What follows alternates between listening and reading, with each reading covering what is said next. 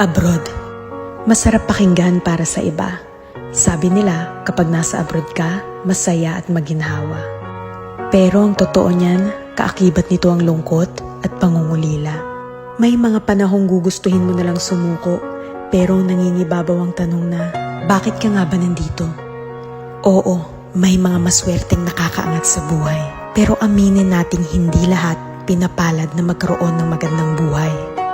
Basta tandaan mo, lahat nagsisimula sa pinakababa bago ka makarating sa itaas.